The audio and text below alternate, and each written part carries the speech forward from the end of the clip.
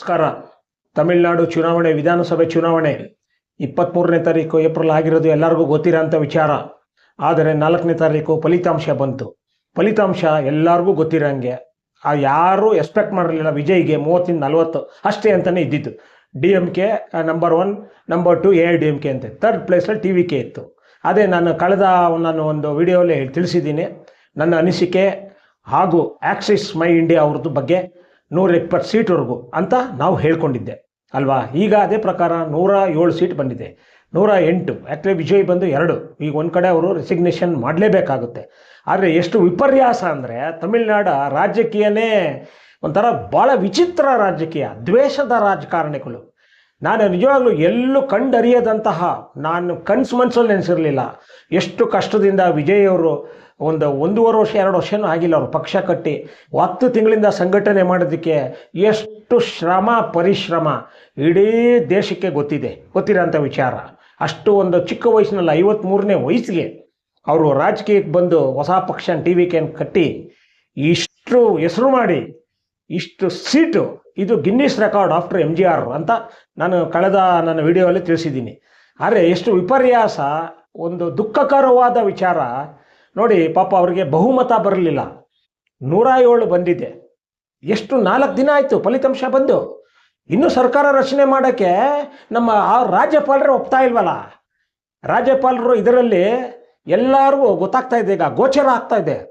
ರಾಜ್ಯಪಾಲರು ಅಂದರೆ ಕರ್ತವ್ಯ ನಿಷ್ಠೆ, ಪರಿಪಾಲನೆ, main governor is the head of the state appointed by central government. Prime minister ಕೈಗೊಂಬೆ ಆಗ್ತಾ ಇದ್ದಾರೆ. ಯಾಕೆಂದರೆ ಅವರು BJP ಅವರು. ತಮಗೆಲ್ಲ ಗೊತ್ತಿದೆ, ಕರ್ನಾಟಕದ ಸಿದ್ದರಾಮಯ್ಯ ಅವರು, ನಮ್ಮ ಇಲ್ಲಿ ಗವರ್ನರ್ದು ಅದೆಲ್ಲ ಗೊತ್ತಿದೆ ವಿಚಾರ. ಇದು ಭವಿಷ್ಯ ಎಲ್ಲ ಕಡೆ ನಡೀತಾ ಇದೆ. ಇದು ಯಾವ ಥರ ಗೋಚರ ಆಗ್ತಾ ಇದೆ ಅಂದರೆ ಇಡೀ ಭಾರತನೇ BJP ಆಗಬೇಕು, ಈ ರೀತಿ ಆಗ್ತಾ ಇದೆ. ಎಷ್ಟು ಮೊನ್ನೆ ಅನ್ಯಾಯ ಆಯ್ತು ನೋಡಿ, ವೆಸ್ಟ್ ಬೆಂಗಾಲಲ್ಲಿ ಮಮತಾ ಬ್ಯಾನರ್ಜಿ ಅನ್ಯಾಯ ಎಲ್ಲರಿಗೂ ಗೊತ್ತಿದೆ.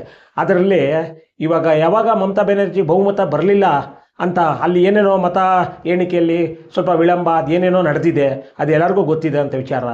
ಆದರೆ ಯಾವಾಗ BJP ಅಧಿಕಾರಕ್ಕೆ ಬರೋ ಒಂದು ಸಂಭವ ಬಂದಾಗ ಅಲ್ಲಿ ವಲಸೆ ಬಂದಿದ್ರಲ್ಲ ಬಾಂಗ್ಲಾದೇಶಿಂದ, ಎಷ್ಟು ಬೇಜಾರಾಗ್ತಾ ಇದೆ. ಸಾವಿರಾರು ಸಂಖ್ಯೆಯಲ್ಲಿ ಜನ ಗಂಟು ಮೂಟೆ ಕಟ್ಕೊಂಡು, ಎಳೆ ಮಕ್ಕಳನ್ನ ಗಂಟು ಇಟ್ಕೊಂಡು BJP ಅವ್ರ ಮೇಲೆ ಬೈಕೋಸ್ಕರ ಎಲ್ಲಿ ಓಡಿಸ್ತಾರೆ. ಎಂಥ ಬೈದು ವಾತಾವರಣ ಸೃಷ್ಟಿ ಮಾಡಿದ್ದಾರೆ BJP ಅವರು ಅನ್ನೋದು ತಾವೇ ಯೋಚನೆ ಮಾಡಬೇಕಾಗುತ್ತೆ. ಇದು ವಿಜಯ್ ಅವ್ರಿಗೆ ಚೆನ್ನಾಗಿ ಗೊತ್ತು. ಯಾವುದೇ ಕಾರಣಕ್ಕೂ BJP ಅವರು ಇಲ್ಲದೇ ಇರೋಕ್ಕೆ ಪಕ್ಷಕ್ಕೆ ನನ್ನ ಬೆಂಬಲ ಅಂತ ಸ್ಟಾರ್ಟಿಂಗಿಂದ ಹೇಳ್ಕೊಂಬರ್ತಾ ಇದ್ದು. ಅಷ್ಟು ಒಂದು ಅವ್ರಿಗೆ BJP ಕಂಡ್ರೆ ಭಾಳ ಅದು ಅವ್ರಿಗೆ ಆಗದೇ ಇರೋ ಅಂಥದ್ದು, ಅದೇ ಅವ್ರ ವೈಯಕ್ತಿಕ. ಆದರೆ ಇವಾಗ ನೋಡಿ ಕಸರತ್ತು 4 ದಿನದಿಂದ. ಈ ಕಡೆ ಇನ್ನೊಂದು ರೂಮರ್ಸ್ ಏನು ಬಂತು, DMK ಮುಂಚೆನೇ ಪಾಪ ಅವರು ಒಂಥರ ಅದೇನಿದೆ ಮಾನಸಿಕವಾಗಿ ಅವರು ಸಮತೋಲನತೆ ಕಳ್ಕೊಂಬಿಟ್ಟಿದ್ದಾರೆ. ಸ್ಟಾಲಿನ್ ಅವರು ಓವರ್ ಕಾನ್ಫಿಡೆನ್ಸ್, DMK ನಾನು ಕಿಂಗ್ ಮೇಕರ್ ನಾನೇ, ಹಾಗೆ ಕಡೆಗೇನಾಯಿತು AIDMK ಅವರು ಪಳನಿಸ್ವಾಮಿ ಅವರು ಒಂದು ವ್ಯಕ್ತಿಯಾಗಿ ಅವರು CM ದೇವರಾಣೆ ಅವರು ಅಂತ ಏನು ಫಿಗರ್ ಅಲ್ಲ. ಅಲ್ಲಿ AIDMKಲ್ಲಿ ನೋಡಿ, AIDMKಗೆ BJP ಅವರು ಅಲಿಯನ್ಸ್ ಇತ್ತು, DMKಗೆ ಕಾಂಗ್ರೆಸ್ ಇತ್ತು, ಕರೆಕ್ಟಾ? ಆದರೆ ಒಂದು ಮನುಷ್ಯತ್ವದ ಒಂದು ಆಧಾರದ ಮೇಲೆ ರಾಹುಲ್ ಗಾಂಧಿ ಅವರು DMKಯಿಂದ ಬೆಂಬಲ ವಾಪಸ್ ತಗೊಂಡ್ರು. ಅವ್ರಿಗೆಲ್ಲ ಇದರ ಹಿಂದೆ ಗೊತ್ತು ಏನು ಸ್ಟಾಲಿನ್ ಅವರ ಮನಸ್ಥಿತಿ ಏನು, ಅವ್ರ ಮನೋಭಾವನೆ ಏನು, ಅವ್ರ ಅಂತರಂಗದ ಚಿಂತನೆ ಏನು, ಇದು ರಾಹುಲ್ ಗಾಂಧಿಗೆ ಚೆನ್ನಾಗಿ ಗೊತ್ತಿತ್ತು. ಆತ ಪ್ರತ್ಯಕ್ಷವಾಗೋ ಪರೋಕ್ಷವಾಗಿ ಅವರು ಅಲಯನ್ಸ್ ಮಾಡ್ಕೊಂಡಿದ್ದ ಅಷ್ಟೇ. ಈಗ ನಿಜ ಸಾಬೀತಾಯಿತು. ಯಾವ ರಾಹುಲ್ ಗಾಂಧಿ ಅವರು ಬೆಂಬಲ ವಾಪಸ್ ತಗೊಂಡು ನಾನಿದ್ದೀನಿ TVK ಅವ್ರಿಗೆ, ಯಾರಿಗೆ ವಿಜಯ್ಗೆ ಕರೆದು 5 ಸೀಟ್ ಇದೆ ಅವ್ರದ್ದು ಬೆಂಬಲ ವ್ಯಕ್ತಪಡಿಸ್ಬಿಟ್ರು. ಅದು ರಾಹುಲ್ ಗಾಂಧಿ ಅವ್ರ ದೊಡ್ಡ ಗುಣ. ಅದು ವಂಶ ಪಾರಂಪರೆ ಬಿಡಿ. ಅವರೆಲ್ಲ ಹೈ ಲೆವೆಲ್ ಅವ್ರಿಗೆ ಇವ್ರನ್ನೆಲ್ಲ ಲೋಕಲ್ ಇವ್ರನ್ನೆಲ್ಲ ಕನ್ಸಿಡರ್ ಮಾಡೋಕ್ಕಾಗಲ್ಲ ಅಲ್ವಾ. ತಮಗೆಲ್ಲ ಗೊತ್ತಿದೆ. ವಿಜಯ್ಗೆ ನ್ಯಾಯ ಕೊಡು ಸಿಗಬೇಕು. 3 ದಿನದಿಂದ ಪದಗ್ರಹಣ, ಪ್ರಮಾಣ ವಚನ ಸ್ವೀಕಾರ ಗಾಂಧಿ ಗ್ರೌಂಡಲ್ಲಿ ಇಡೀ ಚೆನ್ನೈ ಕಾಯ್ತಾ ಇದ್ದಾರೆ, ಎಲ್ಲ ರೆಡಿಯಾಗಿತ್ಕೊಂಡು. ಇಲ್ಲಿ ಗವರ್ನರ್ ಅವರು ಎಷ್ಟರ ಮಟ್ಟಿಗೆ ಆಟ ಆಡಿಸ್ತಾ ಇದ್ದಾರೆ ನೋಡಿ. ನೀನು ಮೊದಲು 117 ಬಹುಮತದೊಂದಿಗೆ ನನ್ನ ಹತ್ರ ಬಂದರೆ ನಾನು ವೋಟ್ ಆಫ್ ಕಾನ್ಫಿಡೆನ್ಸ್ಗೆ ಅವಕಾಶ ಮಾಡಿಕೊಡ್ತೀನಿ. ಇದು ಯಾವ ಗವರ್ನರ್ ಈ ರೀತಿ ಹೇಳಿದ್ದಾರೆ? ಇದೇ ಥರ ನಮ್ಮ ಕರ್ನಾಟಕ ಸರ್ಕಾರದಲ್ಲೂ ಒಂದು ಕಾಲದಲ್ಲಿ ನಡೀತು. ಯಡಿಯೂರಪ್ಪ ಅವ್ರಿಗೆ ಬರೀ 105 ಬಂದಿತ್ತು. ಅರ್ಥ ಮಾಡ್ಕೊಳ್ಳಿ. ಕರೆಗೆ ಸುಪ್ರೀಂ ಕೋರ್ಟ್ಗೆ ಹೋದ್ರು, ಹೈಕೋರ್ಟ್ಗೆ ಹೋದ್ರು, ರಾತ್ರಿ ಸುಪ್ರೀಂ ಕೋರ್ಟಲ್ಲಿ 1-1:30 ಇಮ್ಮಿಡಿಯೇಟು ಅವರು ಆರ್ಡರ್ ಕೊಟ್ಬಿಟ್ರು ಏನಂತ, ಮೆಜಾರಿಟಿ ಪ್ರೂವ್ ಮಾಡಲಿ ಅಂತ. ಹಾಗಾದರೆ ಒಂದು ಕಣ್ಣಿಗೆ ಎಣ್ಣೆ ಒಂದು ಕಣ್ಣಿಗೆ ಸುಣ್ಣನ, ಕಾನೂನು ಅನ್ನೋದು ಒಂದೇ ತಾನೇ. ಇಲ್ಲಿ ವಿಜಯ್ಗೋಸ್ಕರ ಎಷ್ಟು ರಾಜಕೀಯದ ತೇಜೋವಧ ನಡೀತಾ ಇದೆ ಅಂದರೆ ಇದೆಲ್ಲರಿಗೂ ಗೊತ್ತಿರೋದು. ಇದೆಲ್ಲ ಕೇಂದ್ರದಿಂದ ಬಂದಿರೋಂಥದ್ದು.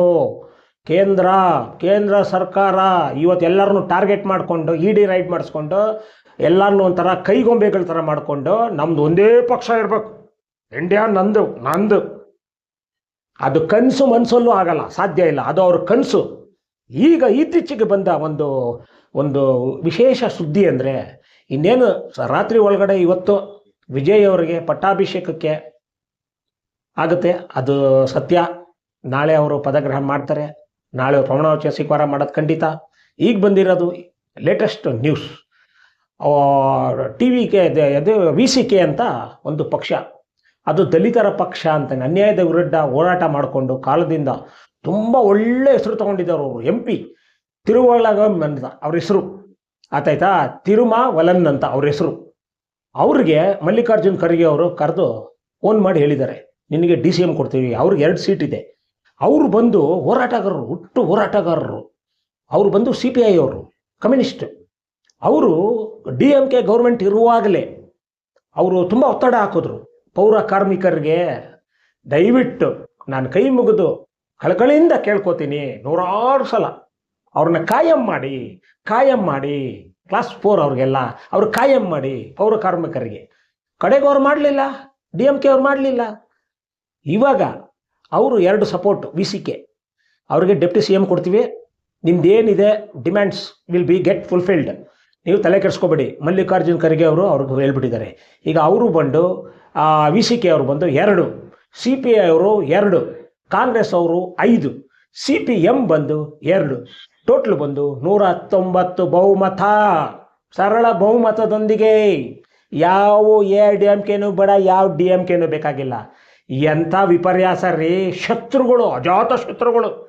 ಕಾಲೋದಿಂದ ಕಾಮರಾಜ್ ಅವರು ಇರುವಾಗಿಂದನೇ, ಅಣ್ಣಾದವ್ರು ಇರುವಾಗಿಂದನೇ DMK AIDMK MGR ಅಂತ ಗೊತ್ತಿದೆ ಎಲ್ಲರಿಗೂ. ಹಿತಶತ್ರುಗಳು ಅವು ಮುಂಗಿಸಿ ಅಧಿಕಾರದ ದಾಹ, ಆಸೆ, ಅಧಿಕಾರದಲ್ಲೇ ನಾವು ಇರಬೇಕು ಯಾವತ್ತು. ಅವರಿಬ್ಬರು ಆಗಲೇ ಮಾತುಕತೆ ನಡೀತಾ ಇದೆ. ಯಾವುದೇ ಕಾರಣಕ್ಕೂ ಹೊಟ್ಟೆ ಉರಿ, ಹೊಟ್ಟೆ ಕಿಚ್ಚು, ಅಸೂಯೆ ವಿಜಯ್ಗೆ ಬಿಟ್ಕೊಟ್ಟು ಕೂಡ್ದು. ಯಾಕೆಂದ್ರೆ ದ್ರಾವಿಡಂ ಇದೇ ಹಾಳಾಗೋಗ್ಬಿಡುತ್ತೆ, ಅವನು ಬಂದರೆ, ವಿಜಯ್ ಬಂದರೆ. ಇಷ್ಟು ಒಂದು ಹೊಟ್ಟೆ ಕಿಚ್ಚು ಇಟ್ಕೊಂಡು ಅವರೆಲ್ಲ ಸೇರಿಕೊಂಡು 152 ಆಗೋಗ್ಬಿಡುತ್ತೆ, ನಾವು ಫಾರ್ಮ್ ಮಾಡಿಬಿಡೋಣ ಗೌರ್ಮೆಂಟು. ವಿರೋಧಿಗಳು DMK AIDMK ಎಂಥ ಅನಾಗರಿಕರು ಜನ ಬಿಡ್ತಾರ? ಸ್ವಲ್ಪ ಆಲೋಚನೆ ಮಾಡೋ ಶಕ್ತಿ ಬೇಡವಾ DMK ಅವ್ರಿಗಾಗಲಿ AIDMK ಅವ್ರಿಗಾಗಲಿ? ತಗೊಳ್ಳೋ ಯೋಗ್ಯತೆ ಇಲ್ಲ. ಬರೀ 59 DMK, 47 AIDMK. ಮಾನ ಮರ್ಯಾದೆಯವ್ರು ಇದ್ದಿದ್ರೆ ಬಾಯಿ ಮುಚ್ಚಿಕೊಂಡು ಸುಮ್ಮನೆ ಏನು ವಿಜಯ್ ಬಹುಮತ ತಗೊಳ್ತಾರೆ, ತಟಸ್ಥರಾಗಿರ್ಬೇಕಾಗಿತ್ತು. ಏನು ರೆಸಾರ್ಟ್ ಪಳನಿಸ್ವಾಮಿ ಕಳಿಸಿದ್ದೇನು, ಅವರಲ್ಲಿ ಇಬ್ಬಾಗ 2 ಆಗೋಗಿದೆ, AIDMK 2 ಆಗೋಗಿದೆ. ಅದು ಎಲ್ಲರಿಗೂ ಗೊತ್ತಿರೋಂಥ ವಿಚಾರ. ಜನ ನಗುತ್ತಾ ಇದ್ದಾರೆ. ಇಡೀ ಕಾಂಗ್ರೆಸ್ ಅವರು ಆಮೇಲೆ TVK ಅವರು ಉಗ್ರ ಹೋರಾಟ, ಉಗ್ರ ಪ್ರೊಟೆಸ್ಟ್ ಮಾಡ್ತಾ ಇದ್ದಾರೆ. ಆಗಲೇ ಇಡೀ ಎಂಟೈರ್ ಚೆನ್ನೈ ಕಡೆಗೆ ವಿಜಯ್ಗೆ ತುಂಬ ತಲೆ ಕೆಟ್ಟೋಯ್ತು. ಬೇಕಾಗಿಲ್ಲ ರಾಜಕೀಯ, ನನಗೆ ಇಷ್ಟ ಅಂತ ಅಸಹ್ಯನ. ಇಂಥ ದ್ವೇಷದ ರಾಜಕಾರಣಿಗಳಿದಾರ. ಈ ಥರ ಪಾಪ ಅವರು ಸಿನಿಮಾ ರಂಗದವರು ಒಳ್ಳೆಯ ಒಂದು ವಾತಾವರಣದಲ್ಲಿ ಬೆಳೆದಿರೋಂಥ ಹುಡುಗ. ಅಷ್ಟು ಚಿಕ್ಕ ವಯಸ್ಸಲ್ಲೇ ಇಡೀ ಅವರು ಮನಸ್ಸನ್ನು ಗೆದ್ದಿರ್ಬೇಕಾದ್ರೆ ಕೋಟ್ಯಾಂತರ ಜನ ಮನಸ್ಸಲ್ಲಿ ಏನು ಖರ್ಚು ಮಾಡಿದೆ. ಇವರು ಒಬ್ಬೊಬ್ಬರು 10,000 ಕೋಟಿ 20,000 ಕೋಟಿ ಬೇರೆ ಬೇರೆ ಅವರು ಚೆನ್ನಾಗಿ ಲೂಟಿ ಮಾಡಿ ಆ ದುಡ್ಡು ಜನರಿಗೆ ಹಂಚಿದ್ದಾರೆ. ವಿಜಯ್ ಖರ್ಚು ಮಾಡಿಲ್ಲ. ಆದರೆ ಅಭಿಮಾನ, ಪ್ರೀತಿ, ಜನರು ವಿಶ್ವಾಸ ತಕ್ಕಂತೆ ಅವ್ರು ಏನು 8 ಒಂದು ಮ್ಯಾಂಡೇಟಲ್ಲಿ ಹೇಳಿದ್ದಾರೆ ಹೆಂಗಸರುಗಳಿಗೆ 2,500, ಆಮೇಲೆ ಹೊಸ ಮದುವೆ ಗಂಡು ಹೆಣ್ಣರೆ ಮದುವೆ ಆಗೋರು 8 ಗ್ರಾಮ್ ಚಿನ್ನ, ಅವು ಇವು ಘೋಷಣೆ ಮಾಡಿದ್ದಾರೆ. ಇಲ್ಲಿ ಲೇವಾಡಿ ಮಾಡಿಬಿಟ್ರು ಯಾರೋ DMK ಸ್ಟಾಲಿನ್ ಹೊಟ್ಟೆವರಿ ತಡೆಯೋಕ್ಕಾಗದೆ 6 ತಿಂಗಳು ಇರೋ. ಯಾಕೆಂದರೆ ನುಂಗು ನೀರು ಮಾಡಿಬಿಟ್ಟಿದ್ದಾರೆ. ಖಜಾನೆ ತಟ್ಟೆ ನೆಕ್ಬಿಟ್ಟಿದ್ದಾರೆ, ಹಿಂಗೆ ನೆಕ್ಕಿಟ್ಬಿಟ್ಟಿದ್ದಾರೆ. ಈಗ ನಡಿಬೇಕು ಸರ್ಕಾರ ಅಂದರೆ ವಿಜಯ್ಗೆ ಆಗೋದಿಲ್ಲ, ಸಾಧ್ಯ. 6 ಲಕ್ಷ ಕೋಟಿ ಎಲ್ಲಿಂದ ತರ್ತಾರೆ ವಿಜಯ್ ಅವರು? ಅದ್ಯಾಕೆ ಸ್ಟಾಲಿನ್ ಅವರ ಹೇಳ್ತೀರಾ? ಒಂದು ವೇಳೆ ತಾವೇ ಗೆದ್ದು DMK ಬಂದಿದ್ರೆ ಏನು ಮಾಡ್ತಾ ಇದ್ರಿ? ಯಾವ ರೀತಿ ನಿಭಾಯಿಸ್ತಾ ಇದ್ರಿ ಈ ಸಮಸ್ಯೆಗಳನ್ನ? ಆಗುತ್ತಾ ನಿಮ್ಮ ಕೈಲಿ? ಇಡೀ ಕೊಳ್ಳೆ ಹೊಡೆದು ಬಿಟ್ರಿ. ಸಾಲಗಳು 10 ಲಕ್ಷ ಕೋಟಿ ಮೇಲೆ ಸಾಲ ಮಾಡಿದ್ದೀರಾ. ನಮ್ಗೆ ನಿಜವಾಗ್ಲೂ ನಾಚಿಕೆ, ಮರ್ಯಾದೆ, ನೈತಿಕತೆ ಅನ್ನೋದಿದ್ದಿದ್ರೆ ಬಾಯಿ ಮುಚ್ಕೊಂಡು ಸೋತಿರುವಾಗ ಒಪ್ಕೋಬೇಕು. Acceptance is very important, not denying.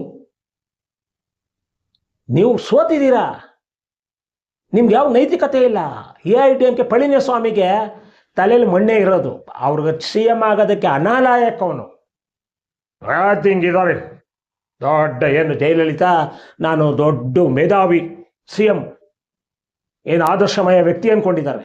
ಮರ್ಯಾದೆಗೆ ನೋಡ್ರಿ, ಹೇಳ್ತಾ ಇದ್ದೀನಿ, ನೀವು DMK ಅವರೇ ಆಗಿರ್ಬೋದು, AIADMK ಅವರು ನೀವೇನೇ ಕಸರತ್ತು ಬಂದರು ನೋಡಿದ್ರ, ಕಡೆಗೆ ವಿಜಯ್ ಅವರಿಗೆ ಮನಸ್ಸು ತಲೆ ಕೆಟ್ಟೋಗಿ ಒಂದು ತೀರ್ಮಾನಕ್ಕೆ ಬಂದ್ಬಿಟ್ರು. ಎಷ್ಟು ನಾನು ಗೆದ್ದಿದ್ದೀನಿ 107, ಪ್ರತಿಯೊಬ್ಬರು MLA ರಿಸೈನ್ ಮಾಡಿಸ್ತೀನಿ, ಆಪೋಸಿಷನ್ ಬೇಕಾಗಿಲ್ಲ, ಏನು ಮಾಡ್ಕೋತೀರ ಮಾಡ್ಕೋ ಹೋಗ್ರಿ, ಮತ್ತೆ ರಿಎಲೆಕ್ಷನ್ ಆಗ್ತದೆ, ಅದು ಬೇಕಾ ನಿಮಗೆ? ಜನರ ಹತ್ರ ಹೋಗ್ತೀನಿ, ನನ್ನ ನನಗೆ ಎಷ್ಟು ಅನ್ಯಾಯ ಮಾಡಿದ್ದಾರೆ ಜನರ ಮುಂದೆ ವ್ಯಕ್ತಪಡಿಸ್ತೀನಿ.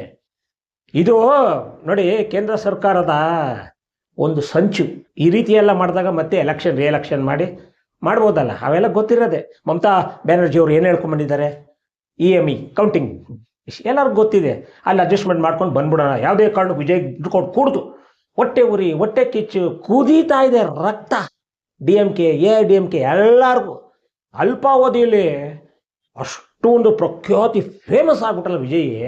ಈ ಮಟ್ಟದಲ್ಲಿ ಮತ ತಗೊಂಡಿದ್ದಾರಲ್ಲ 107, ಎಲ್ಲ ಹೊಸಬ್ರಿಗೆ ಅವಕಾಶ ಮಾಡಿಕೊಟ್ಟೆ. ಅದರಲ್ಲೂ ಮುಖ್ಯವಾಗಿ 24 ಜನ ದಲಿತರು ಗೆದ್ದಿದ್ದಾರೆ ಶಾಸಕರಾಗಿ. 24 ಜನ ದಲಿತರಿಗೆ ಇತಿಹಾಸದ ಪುಟದಲ್ಲೇ, ತಮಿಳುನಾಡು ರಾಜಕೀಯದಲ್ಲಿ ಯಾವ ಪಕ್ಷದಲ್ಲೂ ಈ ಮಟ್ಟದಲ್ಲಿ ದಲಿತರಿಗೆ ಅವಕಾಶ ಕೊಟ್ಟಿರಲಿಲ್ಲ. ಈಗ ಅದರಲ್ಲಿ ವಿಜಯ್ ಅವರು ಮುಕ್ಕಾಲು ಭಾಗ ದಲಿತರಿಗೆ ಉತ್ತೇಜನ ಕೊಟ್ಟು, ಯಾವುದು ಕಮ್ಯುನಲಿಸಮ್ ಇಲ್ಲದೆ ನಿರ್ಮೂಲನೆ ಮಾಡೋಣ ಅನ್ನೋ ಏಕೈಕ ದೃಷ್ಟಿ ಇಟ್ಕೊಂಡು ವಿಜಯ್ ಅವ್ರಿಗೆ ನಿಜವಾಗ್ಲೂ ಕೈ ಮುಗಿಬೇಕು ತಾನೆ. ಸ್ವಲ್ಪ ಯೋಚನೆ ಮಾಡಿ ಎಲ್ಲರೂ. ಇಂಥ ಮನುಷ್ಯಂಗೆ ಇಂಥ ಪರಿಸ್ಥಿತಿನ, ಯುದ್ಧ ಪರಿಸ್ಥಿತಿ ತಂದು ಇಟ್ಬಿಟ್ಟಿದಾರಲ್ಲ ಇವರೆಲ್ಲ ಸೇರಿಕೊಂಡು, ಇವರೆಲ್ಲ ರಾಜಕಾರಣಿಗಳಂತಾರ. ಮತ್ತೆ ಯಾವ ಮುಖ ಎತ್ಕೊಂಡು ಹೋಗಿ ಜನರುಗಳ ಮನೆ ಮುಂದೆ ಮತಯಾಚನೆ ಮಾಡ್ತಾನೆ? ಜನರು ಬಿಡ್ತಾರ ಇವ್ರನ್ನ? ಬನ್ನಿ, ಮಂಗಳಾರತಿ ಮಾಡ್ತಾರೆ. ಹತ್ರ ಇದೆ ಟೈಮು. ಇಡೀ ಆಗಲೇ ರೋಸ್ ಎದ್ದೋಗ್ಬಿಟ್ಟಿದ್ದಾರೆ ತಮಿಳ್ನಾಡು. ಇಡೀ ತಮಿಳ್ನಾಡಲ್ಲ, ಇಡೀ ಭಾರತ ದೇಶದಲ್ಲೇ ಎಷ್ಟು ಕೇಂದ್ರ ಸರ್ಕಾರದ ಇಷ್ಟು ವಲ್ಸ ಇಂಥ ರಾಜಕಾರಣ ಮಾಡ್ತಾರ. ಎಲ್ಲರೂ ತನ್ನ ವಶಕ್ಕೆ ತಗೋಬೇಕಾ? ಅದಕ್ಕೆ ರಾಹುಲ್ ಗಾಂಧಿ ಅವರು ಇಟ್ಟಾಡ್ಸ್ಕೊಂಡು ಇಕ್ತಾವ್ರೆ MP ಆಗಿ ಪಾರ್ಲಿಮೆಂಟಲ್ಲಿ. ಇವತ್ತಲ್ಲ ರಾಹುಲ್ ಗಾಂಧಿಗೆ ಚಾನ್ಸ್ ಸಿಗೋದು ಗ್ಯಾರಂಟಿ, ಪ್ರೈಮ್ ಮಿನಿಸ್ಟರ್ ಆಗೋದು ಗ್ಯಾರಂಟಿ. ನೋಡಿ, ಅವ್ರಿಗೆ ಜಸ್ಟ್ ವಿತಿನ್ ಎ ವೀಕ್ ಎಷ್ಟು ಜನ ಒಳಗೋಗ್ತಾರೆ, ಏನೇನು ಅಕ್ರಮಗಳು ಮಾಡಿದ್ದಾರೆ, ಏನೇನು ಅನ್ನೋದು ವಿರೋಧಿಗಳಿಗೆ ಇವಾಗ ನಡೆಸ್ತಾ ಇದ್ದಾರಲ್ಲ ಅಡ್ಮಿನಿಸ್ಟ್ರೇಷನ್, ಸರ್ಕಾರ. ಇವತ್ತಲ್ಲ ನಾಳೆ ಕತ್ತಿತ್ತ ಬುತ್ತಿ ಮುಂದೈತೆ ಊರಬ್ಬ ಅಂತಾರೆ. ಇದಕ್ಕೆ ಕಾಯ್ತಾರೆ. ಒಟ್ಟಾರೆಯಾಗಿ ನಾನು ಹೇಳೋದಿಷ್ಟೇ, ಇವಾಗ ನಾನು ಹೇಳ್ದಂಗೆ 107 ಅವ್ರು ಬಂದಿದ್ದಾರೆ. TVK, CPI ಬಂದು 2, VCK ಬಂದು 2. VCK ದಲಿತರ ಪಕ್ಷ, ನಾನು ಹೇಳಿದ್ನಲ್ಲ, ಅವ್ರಿಗೆ ಡೆಪ್ಟಿ CM ಕೊಡಬೇಕು ಅಂದ್ಬಿಟ್ಟು ಖರ್ಗೆ ಅವರು ಶಿಫಾರಸು ಮಾಡಿದ್ದಾರೆ. ಆಯಿತಾ? ಇದು TVK ಅವರು they will agree, no doubt about that. Congress 5, CPM 2, total ಎಷ್ಟಾಯಿತು? 190 ಅಲ್ವಾ? 190 ಅಂದಾಗ ನಾವು ಸರ್ಕಾರ ರಚನೆ ಮಾಡ್ಬೋದಾ? ಇವತ್ತು ರಾತ್ರಿ ಒಳಗಡೆ ಮತ್ತೆ ರಾಜ್ಯಪಾಲರ ಭೇಟಿ ಆಗ್ತಾರೆ. ರಾಜ್ಯಪಾಲರ ವಿಜಯ್ ಅವರು ಭೇಟಿ ಮಾಡಿ ನೋಡಿ 119 ಇದ್ದಾರೆ. ಇವಾಗ ಅವಕಾಶ ಮಾಡಿಕೊಡ್ತೀರಾ? ನಾಳೆ ನಾನು ಪ್ರಮಾಣ ವಚನ ಸ್ವೀಕಾರ ಮಾಡ್ಬೋದಾ? ಇಷ್ಟನ್ನು ಕೇಳ್ತಾ ಇದ್ದಾರೆ. ನಿಜವಾಗ್ಲೂ ದೇವರು ಒಳ್ಳೇದು ಮಾಡಲಿ ವಿಜಯ್ ಅವರಿಗೆ, TVK ಪಕ್ಷಕ್ಕೆ ಒಳ್ಳೇದಾಗಲಿ. ಇನ್ನು ಮುಂದಿನ ಭವಿಷ್ಯ ಉಜ್ವಲವಾಗಿರುತ್ತೆ. ಒಂದು ಮಧ್ಯದಲ್ಲಿ ಏನಾದ್ರು ನಕರ ಮಾಡೋಕ್ಕೆ ಹೋದರೆ ಇವ್ರುಗಳು, ಈಗ ನಾನು ಹೇಳಿದ್ನ ಇಷ್ಟ ತನಕ ನಕರ ಮಾಡೋಕ್ಕೆ ಹೋದರೆ ವಿಜಯ್ ಆಗಲೇ ಅವರು ಟೆರರ್ ಆಗೋಗಿದ್ದಾರೆ. ಟೆರರ್ ರೆಬಲ್ ಆಗಿಬಿಟ್ಟಿದ್ದಾರೆ. ಬಿಡೋದಿಲ್ಲ. ಜನರ ಹತ್ರ ಹೋಗ್ತೀನಿ, ರಿಎಲೆಕ್ಷನ್ ಹೋಗೋಕ್ಕೂ ನಾನು ರೆಡಿ ಇದ್ದೀನಿ. ಅಷ್ಟು ಜನದ್ದು 107 ಜನ ನನ್ನ MLAs ಯಾರು ಹೊಸದಾಗಿ ಆಯ್ಕೆಯಾಗಿ ಬಂದಿದ್ದಾರೆ. ಎಲ್ಲರದು ರಾಜೀನಾಮೆ ತಗೋತೀವಿ, ಯಾರು ಆಪೋಸಿಷನ್ ಮಾಡ್ತಾರೆ ನೋಡೋಣ. ಈ ಒಂದು ಮನಸ್ಥಿತಿಗೆ ವಿಜಯ್ ಅವರು ಬಂದ್ಬಿಟ್ಟಿದ್ದಾರೆ ಅಂದರೆ ಅವ್ರ ಮನಸ್ಸು ಎಷ್ಟು ಬೇಸರ ಆಗಿಲ್ಲ. ಸ್ವಲ್ಪ ಯೋಚನೆ ಮಾಡಿ ಆಯಿತಾ? ಇಡೀ ನಮ್ಮ ನೋಡಿ, ಇದು ಭಾರತ ದೇಶ, ತಮಿಳುನಾಡು, ನಾವು ಕರ್ನಾಟಕದ ರಾಜ್ಯ. ಎಲ್ಲ ರಾಜ್ಯದಲ್ಲೂ ನ್ಯಾಯಬದ್ಧವಾಗಿ ರಾಜಕಾರಣ ಮಾಡಬೇಕು. ನ್ಯಾಯಬದ್ಧವಾಗಿ ಜನರು ಒಮ್ಮತದಿಂದ ಆಯ್ಕೆಯಾಗಿ ಅವರು 5 ವರ್ಷ ಆಳ್ವಿಕೆ ಮಾಡ್ತಾರೆ. ಅದರಲ್ಲಿ ಏನೇನು ಅವ್ರವ್ರ ಮ್ಯಾಂಡೇಟಲ್ಲಿ ಆಶ್ವಾಸನೆಗಳು ಕೊಟ್ಟಿದ್ದಾರೆ ಅದು ಈಡೇರಿಸ್ತಾರೆ. ಸ್ಟಾಲಿನ್ಗೆ ಯಾಕೆ? ಸ್ಟಾಲಿನ್ DMK ಆದಾಗ ಇವರೇನಾರು ಯಾರು ಬೇರೆ ಪಕ್ಷದವರ ರೀತಿ ಅವಹೇಳನಕಾರವಾಗ ಹೇಳಿಕೆ ಕೊಡ್ತಾ ಇದ್ರಾ? ನೋ. ಹೂ ಈಸ್ ಈ? ನಾವು ಈಸ್ ಆಲ್ರೆಡಿ ಎಕ್ಸ್ ಎಸ್ ಬೀನ್ ಡಿಫಿಟೆಡ್ ಬಿಫೋರ್ ಯಾರಿಗೆ? ನಮ್ಮ TVK ಮುಂದೆ. ಹಂಗಿರುವಾಗ ನೀವು ಅವನ್ನ ಹೆಂಗೆ ಸರ್ಕಾರ ಮಾಡ್ತಾರೆ? 6 ತಿಂಗಳೊಳಗೆ ಬಿದ್ದೋಗುತ್ತೆ. ಅವೆಲ್ಲ ಬೇಡ. ಇವರೇ DMK ಅವರೇ, ಕೈ ಮುಗಿದು ಕೇಳ್ಕೊತಾ ಇದ್ದೀನಿ, ಈ ರೀತಿಯೆಲ್ಲ ಅಪಪ್ರಚಾರ ಮಾಡಿ ಜನರ ಮನಸ್ಸಲ್ಲಿ ಗೊಂದಲನ ಸೃಷ್ಟಿ ಮಾಡೋಕ್ಕೆ ಹೋಗ್ಬೇಡಿ. ಅವರು ಬಂದಿದ್ದಾರೆ TVK ಅವರು ಏನು ಮಾಡ್ತಾರೆ ನೈತಿಕತೆ ಅವೆಲ್ಲ ಗೊತ್ತಿದೆ. TVK ಅವ್ರಿಗೇನು ಅಷ್ಟು ಸುಲಭ ಅನ್ಕೋಬೇಡಿ. ಅವ್ರಿಗೆ ದಾರಿಗಳಿವೆ, ಬೇಕಾದಷ್ಟು ದಾರಿಗಳಿವೆ. ಯಾವ ರೀತಿ ರಾಜ್ಯ ಭಾರ ಮಾಡಬೇಕು, ಯಾವ ರೀತಿ ಆಳ್ವಿಕೆ ಮಾಡಬೇಕು, ನಾವು ಕೊಟ್ಟಂಥ ಆಶ್ವಾಸನೆಗಳು ಯಾವ ರೀತಿ ಮಾಡಬೇಕು ಅನ್ನೋದು TVKಗೆ ಚೆನ್ನಾಗಿ ಗೊತ್ತಿರೋದ್ರಿಂದ ವಿರೋಧಿಗಳು ತೆಪ್ಪಗೆ ಬಾಯಿ ಮುಚ್ಕೊಂಡು ಸರ್ಕಾರ ನಾಳೆ ಭಾಗವಹಿಸಿ ಪ್ರಮಾಣ ವಚನ ಸ್ವೀಕಾರ ಮಾಡೋದು ಕತ್ತಿತ್ತ ಬುತ್ತಿ. ಇವತ್ತು ರಾತ್ರಿ ಎಲ್ಲ ತೀರ್ಮಾನ ಆಗುತ್ತೆ. ನಾಳೆ ನಾವೆಲ್ಲ ತುಂಬ ಖುಷಿಯಿಂದ ಎಲ್ಲರ ಮನೇಲಿ TV ಮುಂದೆ ಕೂತ್ಕೊಂಡು ವಿಜಯ್ ಅವರು ಪ್ರಮಾಣ ವಚನ ತಗೊಳ್ಳೋದನ್ನು ನಾವೆಲ್ಲ ನೋಡ್ತಾ ಇದ್ದೀವಿ, ನೋಡ್ತೀವಿ.